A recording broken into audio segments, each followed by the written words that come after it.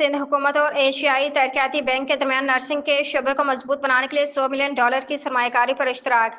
सिंध में सेहत के शोबे को बेहतर बनाने के लिए एक अहम इक़दाम के तहत वज़ीर सेहत और बहबूद आबादी डॉक्टर अज़रा फजल पेचोहू की पाकिस्तान में एशियाई तरक्याती बैंक ADB के रहायशी मिशन के नुमाइंदों से मुलाकात में नर्सिंग और मावन तबी शोबों की बेहतरी के लिए $100 मिलियन अमरीकी डॉलर की मौजूदा सरमायाकारी पर तबादला ख्याल।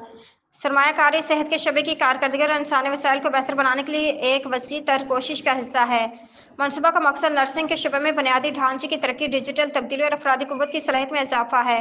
मनसूबे में सेमेटिक्स से 11 कंसल्टेंट्स और 4 आज़ाद माहिरीन की खिदमात हासिल की गई। सरमायाकारी के अहम निकात में नर्सिंग स्कूलों की तामीर, कॉलेजों में हॉस्टल, नर्सिंग और मावन तबी तालीम के लिए मरकज़ फजीलत का क़याम शामिल है। तजर्बा गाहों के लिए आलात की खरीदारी, तरबीती और रहायशी सहूलियात की फरहमी, तलबा के दाखिले और तालीमी रिकॉर्ड के लिए डिजिटल निज़ाम, तालीमी मवाद और डिजिटल लाइब्रेरियों की तैयारी भी मनसूबे का हिस्सा है।